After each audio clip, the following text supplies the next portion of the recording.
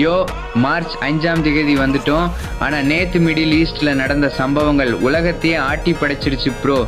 நேத்து நடந்த முதல் பெரிய ட்விஸ்ட், சீனா ஓப்பனா அமெரிக்காவுக்கு வார்னிங் கொடுத்து ஈரான் பக்கம் நின்னுட்டாங்க.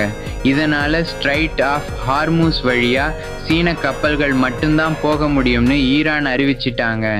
இதனால உலகத்துல தக்காளி வெங்காயத்துல இருந்து எல்லாமே விலை ஏற போகுது. நேத்து அமெரிக்கா என்ன அப்டேட் கொடுத்தாங்கன்னா, 50,000 படைகள் 700 ஜெட் விமானங்களை வச்சு ஈரானை சுத்து போட்டு 1400 பேரை கொன்னுட்டோம்னு சொல்றாங்க. ஆனா ஈரான் இஸ்ரேல் பிரைம் மினிஸ்டர் ஆபீஸையே அடிச்சிட்டோம்னு சொல்றாங்க. அது மட்டும் இல்ல, அமெரிக்காவோட ஏர்கிராஃப்ட் கேரியர் கப்பலையும் தாக்கிட்டோம்னு சொல்றாங்க. இதுக்கு நடுவுல நம்ம இலங்கை மக்களுக்கு ஒரு பக் அப்டேட். இலங்கை கிட்ட வந்த ஒரு கப்பல் மேல தாக்குதல் நடந்திருக்கு. இதை யார் பண்ணாங்கன்னு விவரம் இன்னும் வரல. ஆனா இந்த போர் நம்ம வீட்டு வாசல் வரைக்கும் வந்துருச்சோன்னு ஒரு பயம் வந்துருச்சு. துபாய், கத்தார்ல இருக்கிற நம்ம மக்கள் தான் நடுவுல மாட்டிக்கிட்டு முழிக்கிறாங்க. அடுத்து குடிநீர் பிளான்ட் மேல ஈரான் கை வைக்கலாம்னு எக்ஸ்பர்ட்ஸ் சொல்றாங்க.